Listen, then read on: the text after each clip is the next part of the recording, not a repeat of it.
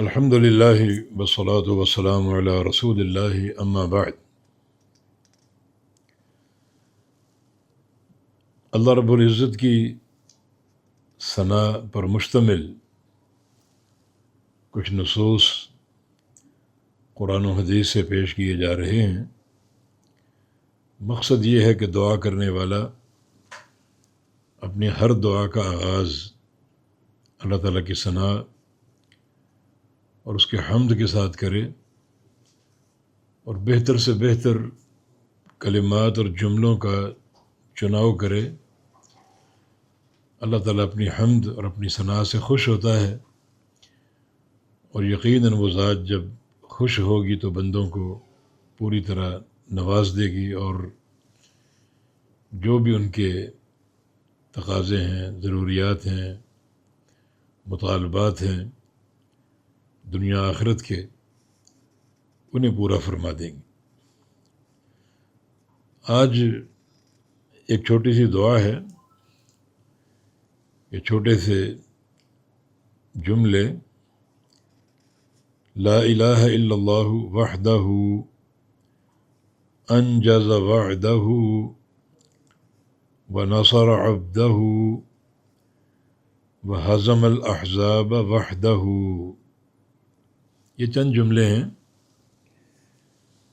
نبی علیہ السلام یہ جملے حج عمرے کے موقع پر صفا اور مروہ پر سعی کے دوران پڑھا کرتے تھے، 3 بار اب تکبیرات کہتے، اور وہ معروف دعا لا الہ الا اللہ وحدہ لا شریک لہ لہ الملک ولہ الحمد وہو علی کل شیء قدیر، اور پھر یہ جملے لا الہ الا اللہ وحدہ انجز وعدہ ونصر عبدہ وہزم الاحزاب وحدہ۔ اس کے علاوہ رسول اللہ صلی اللہ علیہ وسلم ایک سفر کے موقع پر ایک ٹیلے پر چڑھے یا پہاڑ پر، تو آپ نے اس موقع پر بھی یہ جملے ادا فرمائے تھے۔ ترجمہ کیا ہے؟ لا الہ الا اللہ، نہیں ہے کوئی معبود مگر ایک اللہ، وحدہ، وہ اکیلا ہے۔ ان عظیم جملوں کا آغاز بھی توحید کے جملوں سے ہو رہا ہے، نفیاً و اثباتاً، کیونکہ عقیدہ توحید کی تکمیل نفی اور اثبات کے ساتھ ہے۔ نفی کا معنی ہر غیر اللہ کا انکار، اثبات کا معنی ایک اللہ کا اثبات۔ سارے معبود باطل ہیں اور ایک اللہ معبود حق ہے، تو معبودات باطلہ کا انکار ہو، نفی ہو، اور ایک اللہ کا اقرار ہو، اعتراف ہو، تصدیق ہو، یہ اثبات ہے۔ تو عقیدہ توحید نفی اور اثبات کے ساتھ ہے۔ لا الہ کلمہ نفی ہے، الا اللہ کلمہ اثبات ہے۔ لا الہ کا معنی کوئی معبود نہیں ہے، اور اگر ہیں تو سب باطل ہیں۔ الا اللہ کا معنی صرف ایک اللہ معبود حق ہے، وحدہ، وہ اکیلا ہے۔ یہ تاکید ہے الا اللہ کی، کہ ایک اللہ معبود حق ہے، وحدہ، وہ اکیلا ہے، کوئی اس کا شریک نہیں ہے۔ انجز وعدہ، جس نے پورا کیا اپنا وعدہ، ونصر عبدہ، اور مدد کی اپنے بندے کی، وہزم الاحزاب وحدہ، اور شکست دی تمام جماعتوں کو اس اکیلے نے۔ اللہ تعالیٰ کی عظمت کا اقرار و اعتراف ہے۔ پہلے اس کی توحید کا عقیدہ پیش کیا نفی اور اثبات کے ساتھ، اور پھر انجز وعدہ، اس نے اپنا وعدہ پورا کر دکھایا۔ یہ وعدہ جنگ احزاب کے موقع پر اللہ تعالیٰ نے کیا تھا، نصرت کا، تائید اور مدد کا۔ جنگ احزاب کا معرکہ بڑا کٹھن تھا، کہ جنگ خندق بھی کہلاتی ہے، کہ خندق کھود کر مسلمانوں نے، نبی علیہ السلام نے مدینہ کا دفاع کیا تھا۔ دراصل یہود جب مدینے سے جلا وطن کر دیے گئے تو حسد کی آگ میں جل بھن گئے تھے۔ ادھر جنگ احد میں جب کفار کو شکست ہو گئی اور میدان چھوڑ کر بھاگے تو یہودی وفد بن کر ان کے پاس گیا، مشرکین مکہ کے پاس، اور جا کر ان کو جنگ پہ ابھارا،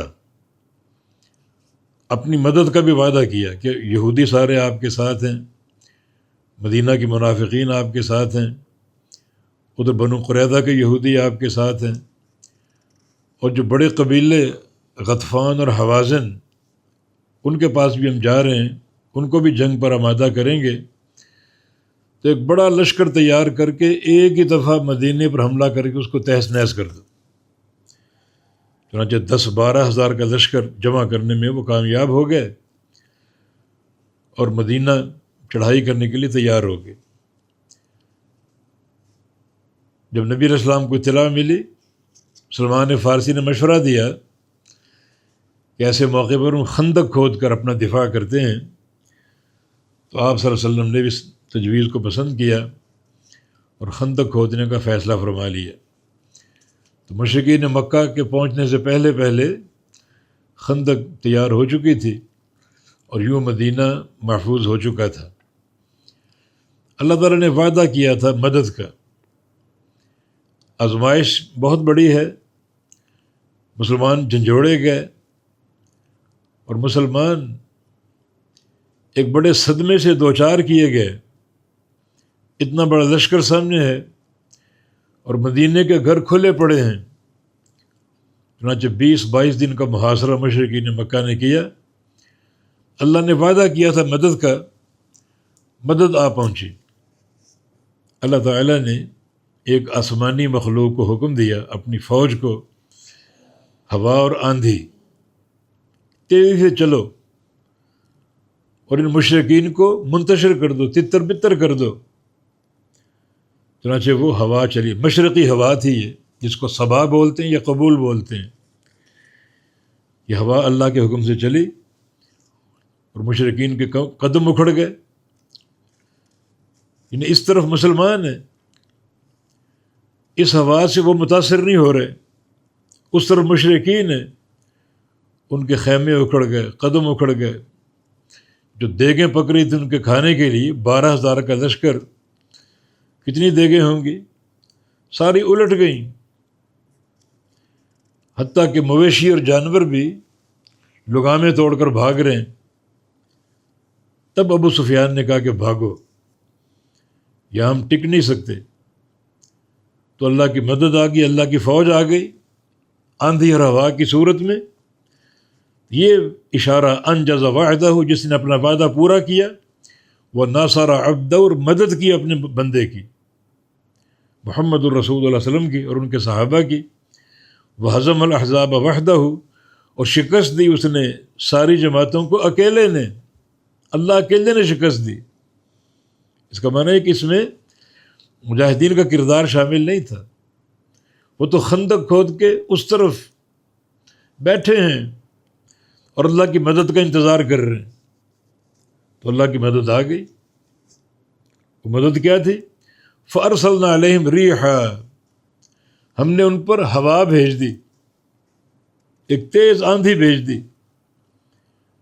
اللہ کے لشکر ہیں، اللہ ان کو جانتے۔ وَلِلَّهِ جُنُودُ السَّمَاوَاتِ وَالْأَرْضِ، اللہ ہی کے لیے لشکر ہیں آسمانوں کے اور زمین کے، جس کو چاہے استعمال کر لے۔ چنانچہ آندھی کو حکم دیا، ہوا کو حکم دیا، تیز آندھی چلی جس نے کفار کو اکھیڑ کے رکھ دیا، خیمے اکھڑ گئے، دیگیں الٹ گئیں، جانور تک رسی توڑا کے بھاگ رہے ہیں اور استقرار نہیں ہے، آنکھوں میں مٹی داخل ہو رہی ہے۔ تب ابو سفیان اور اس کی جتنی بھی فوج تھی انہوں نے بھاگنے میں عافیت سمجھی اور یوں سارے لشکر بھاگ گئے اور مدینہ خالی ہو گیا اور محفوظ رہ گیا۔ تو اس ایک اللہ اکیلے نے ان تمام جماعتوں کو شکست دی.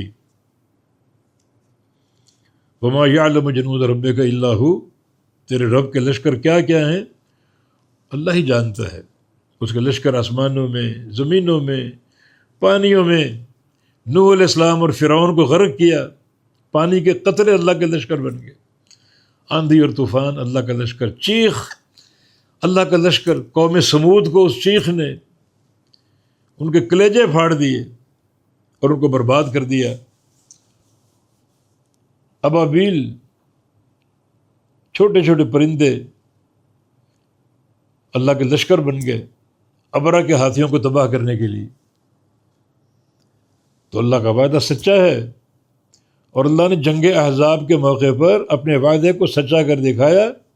اور اس اللہ اکیلے نے ان تمام جماعتوں کو، جن میں منافقین بھی تھے، جن میں یہودی بھی تھے، مشرکین مکہ بھی تھے، غطفان کے لوگ بھی تھے، سب کو شکست دے دوچار کر دیے. وعدہ سچا کر دکھایا، اس سے مراد جنگ احزاب کے موقع پر فتح کا وعدہ، نصرت کا وعدہ. قرآن پاک میں ایک وعدے کا ذکر ہے، صدقنا وعدہ، کہ اللہ نے ہم سے اپنا وعدہ سچا کر دکھایا. اس سے کیا مراد ہے؟ اس سے مراد جب جنتی جنت میں داخل ہو جائیں گے اور بہشت کی نعمتوں کو دیکھیں گے تو اللہ کا شکر ادا کریں. الحمدللہ الذی صدقنا وعدہ. اس اللہ کے لیے تمام تعریفیں ہیں، ہر قسم کی حمد و ثنا ہے، جس نے اپنا وعدہ سچا کر دکھایا کہ اگر ایمان لاؤ گے، توحید کو اپناؤ گے، عمل صالح کرو گے تو تمہیں جنت عطا کروں گا. ہم ایمان لائے، توحید قبول کر لی، عمل صالح کر لیے، اور اللہ نے آج ہمیں جنت عطا فرما کر اپنا وعدہ سچا کر دکھایا.